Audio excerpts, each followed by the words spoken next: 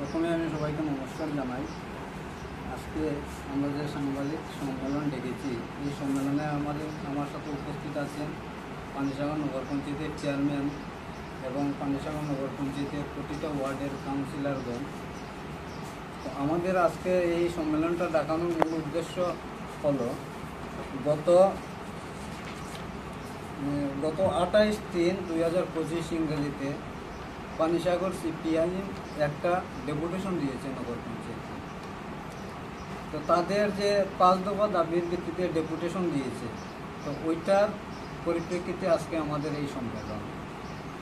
তো তাদের যে দাবিগুলো ছিল নগর পঞ্চায়েত এলাকার সর্বত্র বিশুদ্ধ পানীয় জলের ব্যবস্থা করতে হবে এবং নগর পঞ্চায়েতের 2 নং ওয়ার্ড এবং 13 নং ওয়ার্ডের নলকূপগুলিতে আইআরপি বসাতে হবে এবং 7 নং ও 8 নং ওয়ার্ডের পানীয় জলের গভীর নলকূপ নির্মাণ করতে হবে। তো সিপিআইএম পার্টির এই যে দাবি, তারা 28 তারিখ ডেপুটেশন দিয়েছে, কিন্তু অলরেডি আমরা 2 নং এবং 13 নং ওয়ার্ডের যে নলকূপগুলিতে আইআরপি, সেই আইআরপির টেন্ডার হয়ে গেছে জানুয়ারির 6 তারিখ। অলরেডি টেন্ডার ওপেনিং হয়ে গেছে এবং টেন্ডার যিনি পেয়েছেন সজল দেব। তো আমি পানিসাগর সিপিআইএম পার্টিকে বলতে চাই, তারা দীর্ঘ 25 বছর রাজনীতি করেছে। তো তারা দীর্ঘ 25 বছর বাউতাবাজি দিয়ে রাজনীতি করেছে, মানুষের সাথে প্রতারণা করে তারা রাজনীতি করেছে। যেটা নগর পঞ্চায়েত জানুয়ারি মাসের 6 তারিখ টেন্ডার ওপেনিং হয়েছে, আর তারা মার্চের 28 তারিখ এসে ডেপুটেশন দিচ্ছে।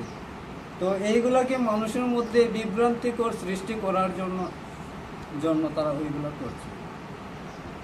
এবং তাদের যে আরেকটা দাবি ছিল 8 নং ওয়ার্ড এবং 9 নং ওয়ার্ডের নলকূপ তৈরি করা। আমি সিপিআইএম পার্টির কর্মকর্তাদের বলতে চাই, আপনারা গিয়ে 8 নং ওয়ার্ডে এবং 9 নং ওয়ার্ডে গিয়ে দেখুন, অলরেডি গভীর নলকূপ অলরেডি কমপ্লিট হয়ে গেছে সেই জায়গাতে। তো যে কাজটা কমপ্লিট হয়ে গেছে সেই জায়গায় তারা মার্চের 28 তারিখ এসে ডেপুটেশন কিভাবে তারা দেয়? তো মূল কথা হলো, ভারতীয় জনতা পার্টির নেতৃত্বে যে সরকার চলছে, দিল্লিতে হোক ত্রিপুরাতে হোক, এবং আমাদের ডক্টর মানিক শাহর নেতৃত্বে যে সরকার চলছে, সেই সরকারের যে কাজ, জনগণের জন্য যে ডেভেলপমেন্টের কাজ, সেই কাজগুলা, এবং এখানে সিপিআইএম পার্টি এই সরকারের বিরুদ্ধে বলার মতো কিছু নেই, তাদের কাছে বলার মতো কিছু নেই। তো তারা দীর্ঘ 25 বছর মানুষকে বাউতা দিয়ে রাজনীতি করেছে। তো বিরোধীর জন্য তারা বিরোধিতা করছে। আমি তাদেরকে বলবো, আপনারা সঠিক তথ্য নিয়ে এসে ডেপুটেশন দেন। যে কাজগুলো অলরেডি হয়ে গেছে সেই কাজের নিরিখে তারা ডেপুটেশন দিয়ে মানুষকে বিভ্রান্ত তৈরি করার চেষ্টা করছে সেই সিপিআইএম পার্টি। এবং তাদের যে 2 নম্বর পয়েন্ট ছিল নগর এলাকার জনগণের উপর চাপিয়ে দেওয়া বর্ধিত কর প্রত্যাহার করতে হবে। আমি সেই সিপিআইএম পার্টিকে বলতে চাই যে আমাদের এই নগর পঞ্চায়েতের নতুন লোকাল বডি তৈরি হয়েছে 2021 সালের ডিসেম্বর মাসের 9 তারিখ। তো নগর পঞ্চায়েতে কোনো ট্যাক্স বাড়ানো হয়নি। তাদের সময়ে যে নির্ধারিত ট্যাক্স ছিল সেই ট্যাক্সই বর্তমানে চলছে। এখানে আমি আপনার কাছে একটা কপি দিচ্ছি। সেই ট্যাক্স অনুযায়ী একটা রিভিউ মিটিং হয়, সেটা আমাদের বোর্ড গঠনের আগে 2019 সালে। তো সেই যে এসডিএম এর চেম্বারে যে মিটিং হয়েছিল, রিভিউ মিটিং, সেই মিটিংয়ে সমস্ত পলিটিক্যাল পার্টির লিডাররা ছিলেন এবং নগর পঞ্চায়েতের সেই ট্যাক্স নিয়ে সেখানে আলোচনা হয়েছে এবং সেই 19-এর যে 28/8/2019 তারিখে যে মিটিং হয়েছিল, সেই সিপিএম পার্টির নেতৃত্বরাও ছিলেন সেই মিটিংয়ে, এবং আগের যে ট্যাক্স, সেই ট্যাক্স রিভিউ মিটিংয়ে সেই ট্যাক্সই রাখা হয়, এবং সেই ট্যাক্স অনুযায়ী আমাদের বর্তমান নগর পঞ্চায়েত যে প্রপার্টি ট্যাক্সগুলো কালেকশন করছে, এটার কপি 19-এর যে মিটিং, সেই মিটিংয়ের কপি আমি আপনাকে দেব। সেই কপিটা আপনি নিয়ে যাবেন, তার সত্যতা যাচাই করবেন, এবং আপনাদের মাধ্যমে সেই সিপিআইএম পার্টিদেরকে বলবেন। এবং আরেকটা বিষয় হলো, তারা 25 বছর ক্ষমতায় ছিল, কিন্তু সিপিআইএম পার্টি অফিস, যেটা অফিস তারা বানিয়েছে, নির্মাণ করেছে, সেই অফিসে না কোনো নগর পঞ্চায়েতে প্ল্যান নিয়েছে, আজ অবধি না কোনো তারা ট্যাক্স পেমেন্ট দিয়েছে।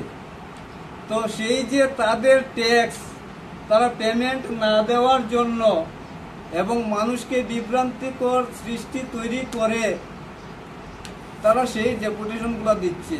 এই যে তাদের ট্যাক্সের কপি, এটা শুধু যখন থেকে অনলাইন শুরু হয়েছে, সেই অনলাইনের কথা বলছি, সেখানে তাদের ট্যাক্স এসেছে, যদি এটার সাথে ফাইন যদি যোগ করা হয় তাহলে আরও বাড়বে, 12,088 টাকা। 12,088 টাকা তাদের ট্যাক্স, শুধু অনলাইনের কথা বলছি, 2019 থেকে 25 সাল পর্যন্ত আমি বলছি। তার আগে যে অফলাইনে ম্যানুয়ালি কালেকশন হতো, সেই ট্যাক্সগুলো কিন্তু এখানে অ্যাড করা নেই। তো সেটা অ্যাড করলে আরও বাড়বে তাদের পার্টি অফিসের যে ট্যাক্স। তো তারা 25 বছর ক্ষমতায় ছিল, নগর পঞ্চায়েত তারা পরিচালনা করেছিল, এবং নগর পঞ্চায়েতের দায়িত্বে তারা ছিলেন। কেন তারা ওই ট্যাক্সগুলো তাদের নির্ধারণ করা ট্যাক্স, এবং তাদের নির্ধারণ করা ট্যাক্সই তারা তাদের পার্টি অফিস পেমেন্ট দেয়নি। পাশাপাশি আপনারা ভারতীয় জনতা পার্টির অফিস গৃহ রয়েছে, গিয়ে দেখুন তাদের প্ল্যান রয়েছে, ইয়ারলি যে ট্যাক্স আসে তা ওনারা দিচ্ছেন ট্যাক্স। তারা ক্ষমতায় থেকে যদি তারা ট্যাক্স দিতে পারেন, তাহলে সেই সিপিআইএম পার্টি 25 বছর ক্ষমতায় ছিল, বর্তমানে ক্ষমতায় নেই, তাহলে তারা মানুষের সাথে কেন বিভ্রান্তিকর তৈরি করছেন এবং প্রতারণা করছেন, সেটা আপনাদের মাধ্যমে তাদের কাছে আমরা জানতে চাইব। এবং আরেকটা পয়েন্ট, 3 নম্বর যে বিষয়টা তারা দিয়েছেন, পুরাতন পোস্ট অফিস রোড এবং পাঞ্জাব ন্যাশনাল ব্যাংকের নিকট থেকে এসডিএম অফিস পর্যন্ত রাস্তাটি মেটেলিং ও কার্পেটিং করতে হবে, এবং 2 নং ওয়ার্ডের মধ্যপাড়া জেবি স্কুলের নিকট থেকে বিলতই টাই জংশনের নিকটবর্তী আসাম আগরতলা রোড পর্যন্ত রাস্তাটির মেটেলিং ও কার্পেটিং করতে হবে।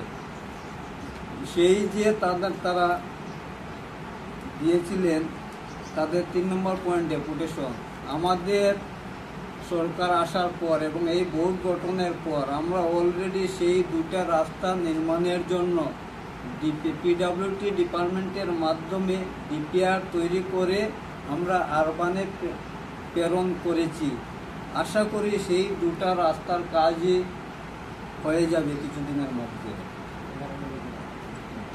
এবং পাশাপাশি সেই কমিউনিস্ট পার্টি তাদের ডেপুটেশনে আরেকটা জিনিস দেননি, যে দীর্ঘদিনের দাবি ছিল যে 11 নম্বর এবং 13 নং ওয়ার্ডের একটা রাস্তা, কাঁচা রাস্তা, সেই কাঁচা রাস্তাটি ইদানিংকালীন টেন্ডার হয়েছে, সেই রাস্তাটিও এর মধ্যে কাজ শুরু হবে, সেটা মেটেলিং এবং কার্পেটিং রোড তৈরি হবে। সেটা তাদের 25 বছরের সরকার সেই রাস্তাটি করতে পারেনি, কিন্তু এই সরকারের দ্বারা সেই রাস্তাটি নির্মাণ হবে। এবং তাদের 4 নম্বর যে দাবি ছিল, নগর এলাকার 5টি এলআই এবং এমআই স্কিম সংস্কার করে কৃষি জমিতে জল সেচের ব্যবস্থা সচল রাখতে হবে। সেই কমিউনিস্ট পার্টির নেতৃত্বরা জানেন না যে পানিসাগর নগর পঞ্চায়েতে কয়টা এলআই স্কিম রয়েছে। তারা তাদের ডেপুটেশনে দিয়েছেন 5টি এলআই স্কিম, কিন্তু পানিসাগর নগর পঞ্চায়েতে এলআই স্কিম 60টি এলআই স্কিম রয়েছে। আমি তাদেরকে বলবো তারা কিভাবে যেন 25 বছর সরকার চালালেন, ন্যূনতম সেই জ্ঞানটুকু তাদের কাছে নেই, সেই তথ্যটুকু তাদের কাছে নেই যে পানিসাগর নগর পঞ্চায়েতে কয়টা এলআই স্কিম রয়েছে। তারা তাদের ডেপুটেশনে 5টি এলআই স্কিম দিয়েছেন, আর যে জায়গায় 60টা এলআই স্কিম, এবং তারা দিয়েছেন যে ডেপুটেশন দিয়েছেন অলরেডি সেই এলআই স্কিমগুলা চলছে, এবং সেই এলআই স্কিমের যে আমরা অলরেডি রিপেয়ারিং হয়ে গেছে। আমি সেই যে এলআই স্কিমের ওয়াটার রিসোর্সের রিপোর্ট, সেটা ওয়াটার রিসোর্সের রিপোর্ট যে 60টা এলআই স্কিমে মেরামতের কাজ তাদের ডেপুটেশনের আগেই কমপ্লিট হয়ে গেছে, সেখানে ডেট দেওয়া রয়েছে, আপনি দেখবেন। LI scheme at north east Panisagar 5 to 7 ফেব্রুয়ারি, 5 থেকে 7 ফেব্রুয়ারির মধ্যে কাজ কমপ্লিট হয়েছে। এবং LI scheme Banamali Das 11 to 13 ফেব্রুয়ারি কাজ কমপ্লিট হয়ে গেছে, মানুষ জল পাচ্ছেন, ক্ষেতের জল পাচ্ছেন। এবং 3 নম্বর যে 18 থেকে 20 ফেব্রুয়ারি 2025 যেটা মাতুরা বাড়ির এলআই স্কিম, সেটারও কাজ কমপ্লিট হয়ে গেছে। এখানে দেখুন বিষয়টা, কাজ আগে কমপ্লিট হয়েছে, তারা পরে ডেপুটেশন দিয়েছেন কাজের পর। যে তারা দিয়েছেন ডেপুটেশন 28 আর এখানে ফেব্রুয়ারি মাসে অলরেডি কাজ কমপ্লিট হয়ে মানুষ জমির মধ্যে জল পাচ্ছেন, আর তারা এখন এসে ডেপুটেশন দিয়ে বলছেন যে সেই কাজগুলা সংস্কার করার জন্য। তো আমি সেই সিপিআইএম পার্টির নেতৃত্বদেরকে বলবো, আপনারা সঠিকভাবে তথ্য নিয়ে এসে ডেপুটেশন দেবেন, কথা বলবেন। এখন আর আগের দিন নেই যে মানুষকে ভুল বুঝিয়ে, মানুষকে প্রতারণা করে যে আপনারা রাজনীতি করেছেন 25 বছর, সেই দিন আর নেই। মানুষ অনেক সজাগ হয়েছে, অনেক সচেতন হয়েছে।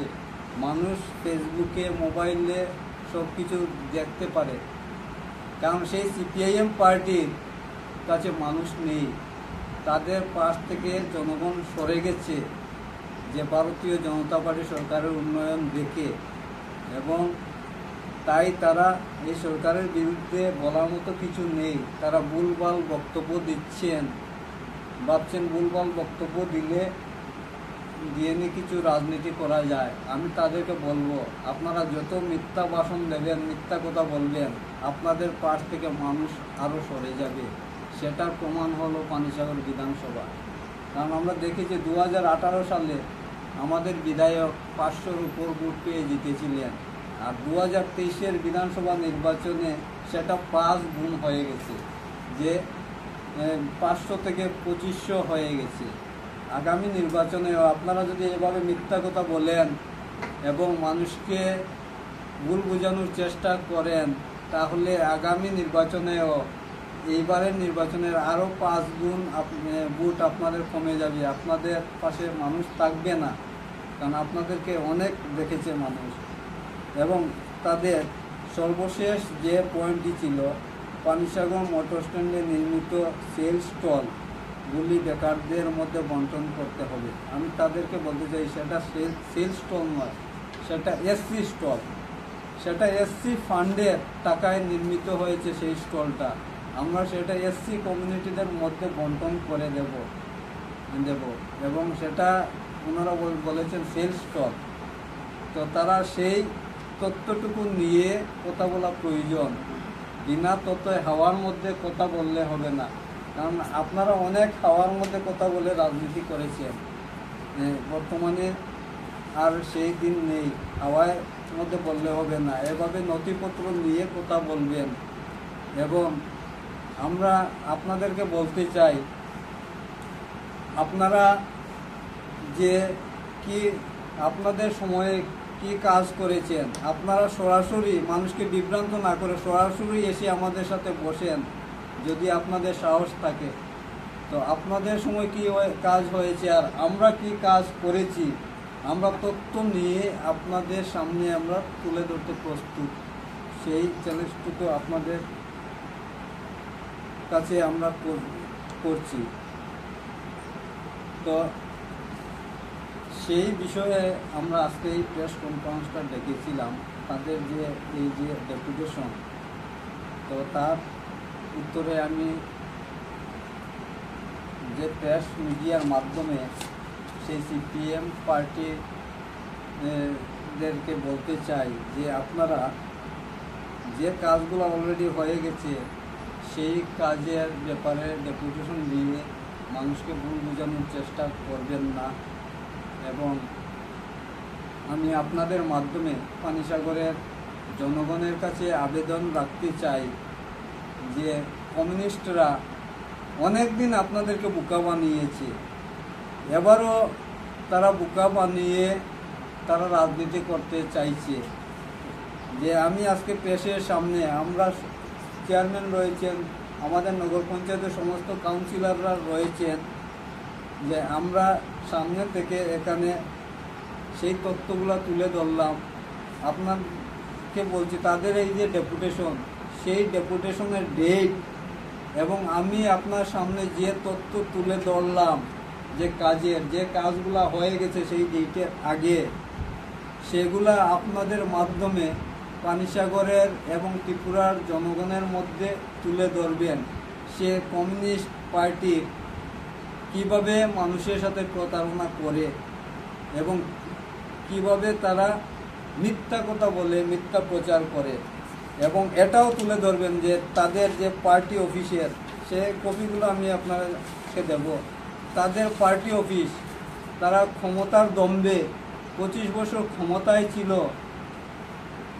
কিন্তু তারা একবারও তাদের ট্যাক্স দেয়নি, প্রপার্টি ট্যাক্স দেয়নি সিপিএম পার্টি অফিস। সেটা যদি ক্যালকুলেশন করা যদি হয়, যবে থেকে পানিসাগর নগর পঞ্চায়েত শুরু হয়েছে সেদিন থেকে ধরলে ফাইন সহ তাদের ট্যাক্সের পরিমাণ অনেক আসবে।